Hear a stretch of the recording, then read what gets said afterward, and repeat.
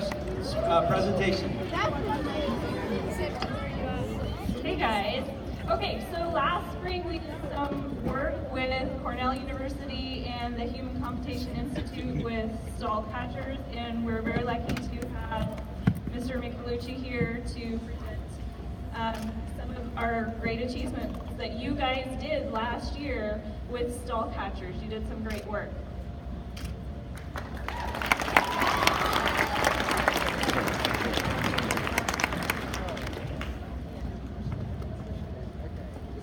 This is working. Okay. Hi, how are you?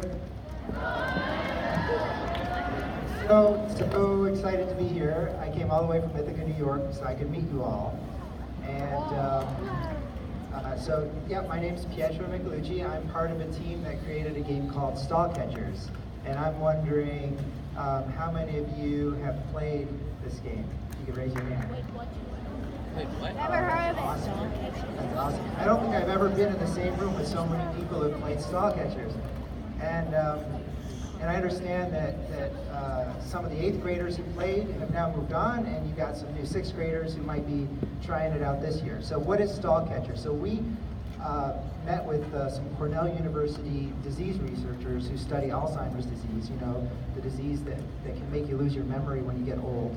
And they had this problem that it was taking way too long to analyze the data. It would have taken them 30 years to do all the research that they thought they needed to get to a treatment to help cure Alzheimer's.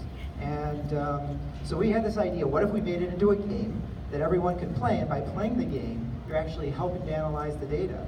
And so, you know, we gave it a try, and then and it looked like it was working. So we thought, well, now that it's working, we just need to see if we get more people playing it, if we can do this faster. So we had a team competition, and you know, this amazing person standing over here next to me, Ms. Davis, you know, and it really takes an enterprising and visionary person to pull together an entire student body to participate in something like this, and then a bunch of really enthusiastic students to form a team that could compete against teams all over the world. And I don't know if you can see in the background, there's this video running, and some of the screenshots you can see there are people from literally all the different countries of the world, in Africa, Nigeria, Uganda, in South America, we have El Salvador, we have Chile, and then all over Europe, and of course in North America and Asia. And actually we almost had Antarctica, but we couldn't meet their bandwidth requirements. They kind of rely on their internet for survival there, but they said maybe next year they'll participate.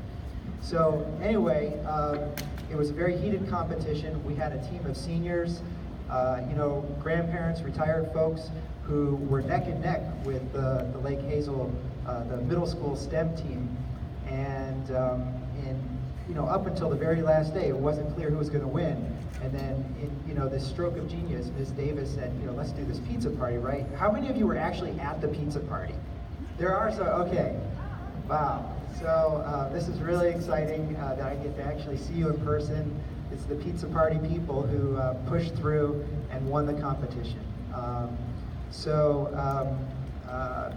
You know, before I give this award, I brought an award to you. It's the, oops, I'm losing the mic here. It's the world's first Citizen Science Trophy. And it's a great honor to be able to give it to you. And I just wanted to say a couple words first, that you might think that before I leave, I would try to leave a message that you should all become scientists, but I'm not. I mean, I wouldn't discourage you from being a scientist, but the message today isn't mine, it's yours. You've shown the world that everyone can help use science to solve problems. The future, your future, will be like no other. Someday people might actually get paid for playing video games. Video games that help solve big world problems, like Alzheimer's disease. And you'll be able to tell your children and your grandchildren, we were there at the beginning of this. We showed this was possible. We made this happen. So I'm gonna run back there and grab the trophy.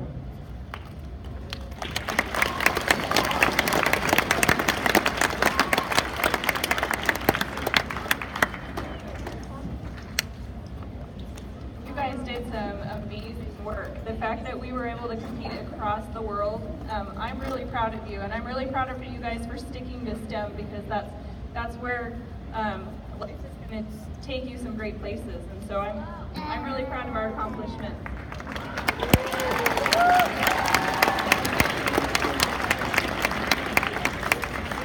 It's a great honor to give this to you. And what's your name? Isla. Isla? Annalyn. Annalyn. Annalyn, okay. It's really an honor to give this to you and to your fellow students and to Ms. Davis on behalf of the Human Computation Institute and the Eyes on Else project. And I just want to say a quick word about the trophy itself. This trophy was created in Vilnius, Lithuania in a hackerspace by real hackers. The person who created this goes by the name MN. You know, he's a hacker, so you don't use your real name. And this was custom designed and custom built by hand for this occasion. And it's a very special thing, and it was designed by my colleague Agla. So anyway, it's a very special thing for a very special group of people, and congratulations.